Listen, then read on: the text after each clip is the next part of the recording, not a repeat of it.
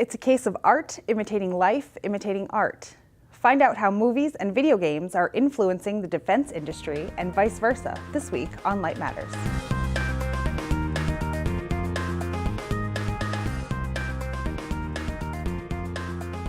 This is Light Matters for April 29th, 2015. I'm your host, Justine Murphy. This week, we travel to Baltimore for a look at the latest photonics technologies for defense, security, and sensing. We'll also learn about how a new kind of invisible ink could save you from buying bogus goods, and how terahertz spectroscopy could change how we look at the universe. A new frequency comb that generates and detects across a wide swath of the terahertz range could allow precise measurement of molecules in the lab and in deep space.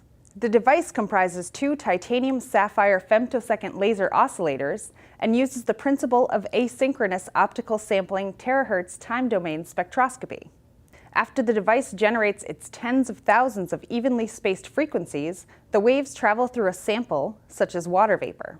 It can identify individual molecules based on whether or not they absorb a given terahertz frequency. Even at low temperatures, every molecule in the universe has its own fingerprint in the terahertz range. Astronomers searching deep space could use the terahertz frequency comb to determine the building blocks going into forming stars and planets. The research was published in Physical Review Letters. In a recent study of photonics technologies for defense and security, anti-counterfeiting applications had the second largest slice of the market, behind aerospace. Most anti-counterfeiting photonics turn up in the pharmaceutical industry, according to SPIE market strategist Stephen Anderson, who presented his findings last week at DSS. An example is pills that are authenticated with laser-etched barcodes or terahertz spectroscopy. Another application is protecting currency and credit cards with holograms. Meanwhile, researchers at Northwestern University have opened a new front in the war against counterfeiting with invisible ink that fluoresces under UV light. Adjusting the proportions of 3 chemical ingredients allowed the researchers to tune the fluorescent color of the ink from red to yellow to green. It would be impossible for counterfeiters to recreate the exact color recipes, the researchers said, meaning barcodes printed with the ink could be used as marks of authenticity for banknotes and expensive items like designer handbags. Their research was published in Nature Communications. Coming up after the break, a visit to the DSS Conference and Expo. Stay with us. Hello, my name is Tom Laux. I work with Advanced Scientific Concepts from Santa Barbara, California. Today what we're doing is discussing our new Peregrine camera. The Peregrine is a 3D flash LiDAR camera. 3D flash LiDAR camera, or 3D flash LiDAR technology, is something that is unique to Advanced Scientific Concepts. This is the lightest weight 3D flash LiDAR camera on the planet. For more information about Peregrine 3D flash LiDAR cameras, you can contact us and get our information via the web, asc3d.com. Welcome back. The DSS Conference and Exhibition on Defense and Sensor Technology was held last week in Baltimore. Web Managing Editor James Lowe was there, and after he got back, he told Industrial Photonics Editor Rod Pedrati all about it. James, welcome back from DSS last week. Great to have you back here with us. And what did you see as the overwhelming theme there?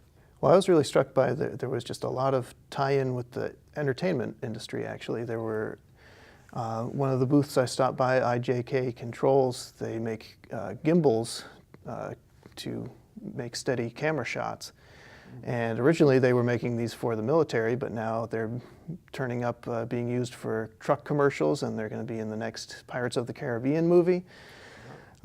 So there was that, and also there was a documentary filmmaker who spoke, who has been using FLIR camera filters that allow him to catch images of greenhouse gases, carbon dioxide, methane, and using these to make documentaries with. That's really interesting. Now, you mentioned the military right up front about the gimbal originally created for the military. How were the military using that? Well, sure. It's a military-oriented show. There was a lot of talk about, we don't hear much in the news anymore about the federal budget sequester, but that was still very much on everybody's mind at the show. And so there was a lot of talk about how can we make inexpensive systems, how can we still have a technological advantage without breaking the bank doing it. And so one of the concepts that I heard about a lot was augmenting existing systems, and a perfect example of that was Edmund Optics and Kopin are collaborating on gun sights, scopes, and they're taking existing scopes and adding to them some additional optics and LCD displays to kind of give an augmented reality version of the scope. And actually contributing editor Joey Esposito and I got a chance to stop by the Kopin booth, and their program management director Jason Dingle gave us a chance to test out the scopes and told us about how they work. This is a fire control system. It has a integrated laser rangefinder. It has a high brightness overlay display, and it has a ballistic computer. And the unit is bolted up to any DVO, direct view optic, that has an objective lens of 35 millimeters or less. And if you were to look through there, you'd be able to see symbology coming into it. So the unit knows which weapon you're using, it knows the muzzle velocity, it understands what munitions you're using and what the distance is for it. It'll take all that information into it and create a disturbed reticle, which will actually move and tell you exactly where to sight the weapon for the head. So I can really see how the military really is trying to strike a fine balance on a very good cost to benefit ratio. Now, the technologies you saw, both commercial and military, are they already in use in the field, or is this mostly in a prototypical stage? For example, drones. Sure. Well, there were several drones I saw on the show floor. None of them, I don't think, were military focused. They were all actually for the agriculture industry. That was what they were being marketed to, and in use for several years already. But companies like BaySpec and Headwall, who are making hyperspectral imagers, they're attaching them to these drones, flying them over wheat fields, corn fields to inspect the health of the crops. That's great. That's great. Sounds like you got to meet and see some great people and some really interesting technologies. And I sure did. And there was one extra thing that I learned there, that it doesn't have too many photonic or optic applications yet, but stay tuned. The Army and a number of outside research labs are getting really interested in origami, basically because it's a way to pack up something big into a very small space. So here's an example of a Miura Ori fold. And imagine if you could fold up, for example, a solar panel like that. That gives you a very small footprint that you can carry a large object into space. So stay tuned for that. Very interesting. Hey, great, as always, James, great to talk with you. Great to get your input on what you saw and your explanation of it. Thank you. Thanks. Another trade show, the Conference on Lasers and Electro-Optics, is coming up fast, and Photonics Media is hosting a preview webinar for the CLIO 2015 Technology Transfer Program. You can join the webinar Thursday, April 30th at 1 p.m. Eastern Time, or watch it anytime afterward at photonics.com/webinars.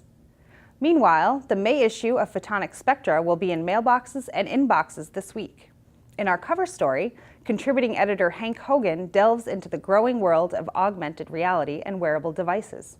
Companies worldwide are discovering that while challenges such as cost, materials, and how to put these devices to work do exist, experts agree that continued advances in this technology will soon change how people interact with the world around them. Check out the issue online and subscribe for free at photonics.com. And that's it for this week's show. Share your thoughts about DSS, invisible ink, or anything else in the comment section below. Thanks for joining us. We'll see you again next week on Light Matters.